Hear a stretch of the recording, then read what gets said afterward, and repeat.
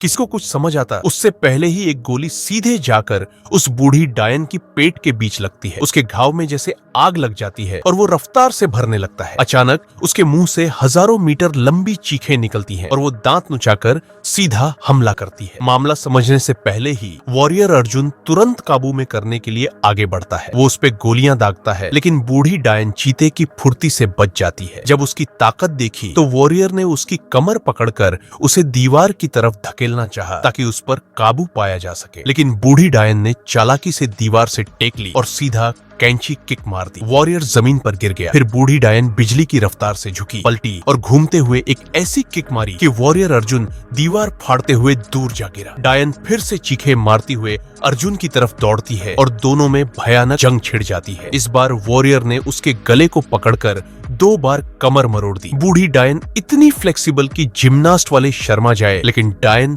फिर से उस पर टूट पड़ी और उठा के पटक देती है वॉरियर अर्जुन को। जब वॉरियर उठा तो देखा डायन कहीं गायब थी। उसने जल्दी से अपनी बंदूक पर लॉक लगाया, लेकिन अगले ही पल डायन ने पीछे से हमला कर दिया। वो उसे काटने ही वाली थी कि वॉरियर उसे खींचकर धूप में ले गया, जहां पहुंचते ही डायन की ताकत कम हो गई और उसका काबू टूटा। उसने डायन को एक रे ऑफ फ्लाइंग किक कर दिया। फिर उसने डायन को जमीन पर गिराया, जेब से लकड़ी की नुकीली छड़ निकाली और उसके शरीर में गाड़ दी। डायन की हरकतें बंद होते ही वॉरियर ने तलवार से उसका सिर काट दिया, लेकिन चैन से सांस लेने ही वाला था कि तभी डायन का पति कमरे में घुस आया। लेकिन वो भी वॉरियर के ट्रैप में फंस गया और नेमेसिस नाम की मशीन से उसका सिर उड़ गया। इसके बाद वॉरियर ने उसके सारे दांत निकाल लिए, क्योंकि इनकी ब्लैक मार्केट में बहुत कीमत थी। वो सीधे काले बाजार गया और सारे दांत बेच दिए। सोचा कि अब की बार नए साल की छुट्टियां चैन से मना पाएगा, लेकिन उसी रात डायन के घर कोई खास मेहमान आया, खुद वैम्पायर रानी। वो जब घर पहुंची और माँ को मरा हुआ देखा तो उसकी आंखें गुस्से से भर गईं। उसने कांच के टुकड़ों पर लगे खून को छाटा और उसी पल जान लिया कि माँ का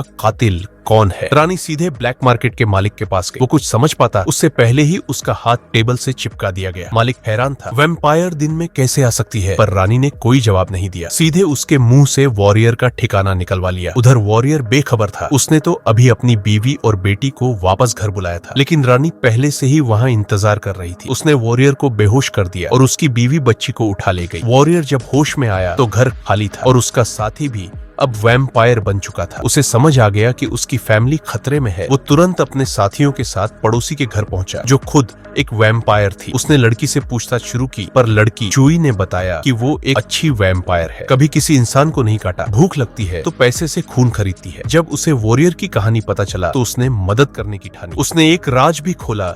वैम्पायर रानी एक स्पेशल सनस्क्रीन बना रही थी, जिसे लगाकर वैम्पायर दिन में बाहर निकल सकते हैं। अगर वो बना तो इंसानों की दुनिया खतरे में पड़ जाएगी। ये सुनते ही वॉरियर और चुई सीधे वैम्पायर के अड्डे पहुंच गए। अंदर पहुंचते ही उन्होंने शुरू में थोड़ा बहुत मुकाबला किया, पर वैम्पायर की संख्या बढ़ती गई और उनका टिक पाना मुश्किल हो गया। तभी वॉरियर का पुराना दोस्त डॉग ब्रो 2 टन भारी मशीन गन लेकर वहां पहुंचा और ताबड़तोड़ फायरिंग शुरू कर दी। सारी जगह वैम्पायर तितर बितर हो गए। इसके बाद वो सब सीधा अंडरग्राउंड बेसमेंट में पहुंचे, जहां रानी छुपी थी। चुई और आइवी बॉडीगार्ड्स को रोकने लगे। डॉग ब्रो बाकी वैम्पायरों को रोकने लगा। वॉरियर को मौका मिल गया रानी से आमना सामना करने का, पर रानी के सामने वो क्या ही कर पाता। बंदूकें तक बेअसर हो गई। पलक झपकते ही रानी उसके सामने आ गई और उसे हवा में उड़ा दिया। कुछ ही सेकंड में वॉरियर बुरी तरह घायल हो गया। पर जब रानी उसकी बीवी बेटी को मारने लगी तो उसने बची हुई एक आखिरी गोली चला दी। रानी ने गोली को मुंह में पकड़ लिया और झपट कर उसके पास आई, पर इस बार वॉरियर ने आंखें बंद कर ली थी, मानो उसने हार मान ली हो। पर अचानक रानी वहीं जमकर खड़ी रह गई। दरअसल वो नेमेसिस ट्रैप में फंस चुकी थी और इस तरह वैम्पायर रानी का अंत हो गया। वॉरियर ने अपनी बीवी और बेटी को बचा लिया और यही थी